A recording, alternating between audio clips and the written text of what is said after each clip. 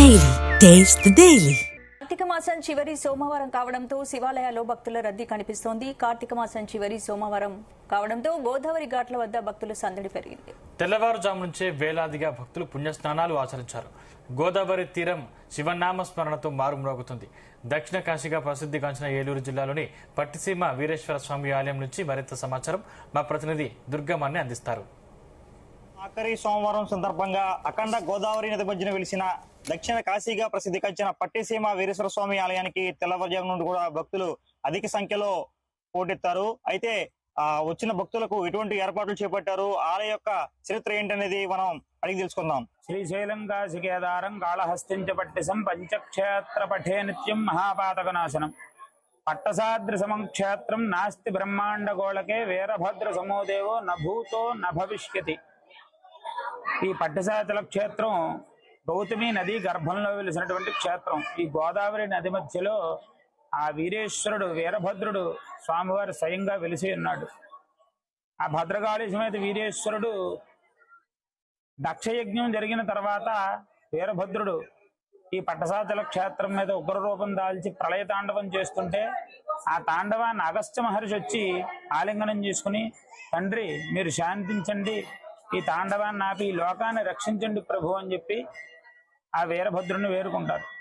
అప్పుడు అగస్త్య మహర్షుల యొక్క ఆలింగనంతో వీరభద్రుడికి శాంతరూపం వస్తుంది. కాళీ అమ్మవారు కూడా ఈ వీరభద్రుడికి తోడయ్యి ఆ ఉగ్రాన్ని తగ్గించడానికి ఇద్దరికి పేరుగా నామకరణం చేసి ఆ కాళీ అమ్మవారికి ముందు వీరభద్రుల్లోంచి భద్ర అన్నదాన్ని పెడితే ఆవిడ భద్రకాళి, ఈయనేమో వీరేశ్వరుడు. ఆ స్వామివారు ఇక్కడ స్వయంగా ఆయన శాంతపడిన తర్వాత ఆయన తాండవం చేసినప్పుడు ఆయన జుట్టు అది జారిపోతే ఆ జారిన జడలను తీసి పైన ముడి కడతాడు. అగస్త్య మహర్షి వేసినటువంటి ముడితో పాటు ఈశ్వరుడు లింగ రూపాన్ని ధరిస్తాడు ఈ కొండ మీద. అటువంటి ఈశ్వర స్వరూపం ఇప్పటికీ కూడా మనం ముడితో సహా ఆ స్వామివారిని దర్శనం చేయొచ్చు. అలాగే ఇది పంచక్షేత్రాలలో ఒకటి, అంటే 5 కాశీలు ఉన్నాయి మనకి.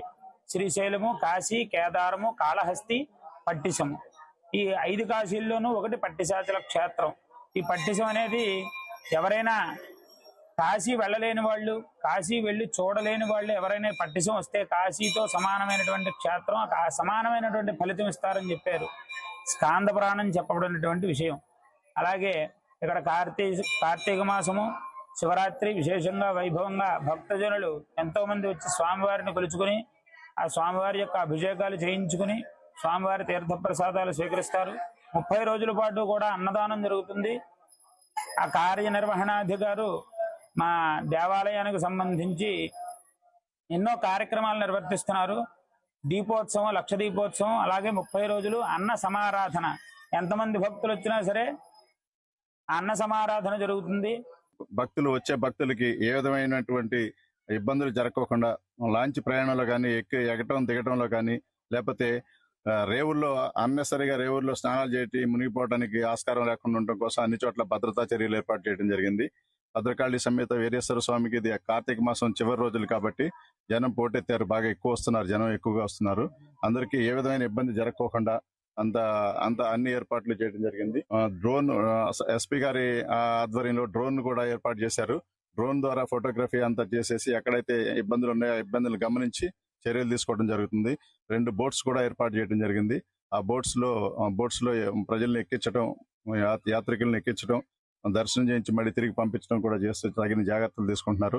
పంచాయతీ వారు, దేవస్థానం డిపార్ట్మెంట్, అన్ని డిపార్ట్మెంట్లు కలిసికట్టుగా పనిచేస్తున్నాయి.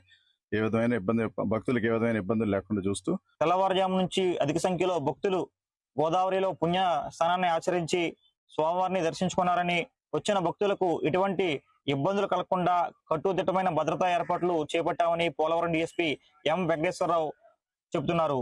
కెమెరా పర్సన్ శ్రీరామ్తో దుర్గామన్నే, జీటీ న్యూస్, పట్టిసీమ.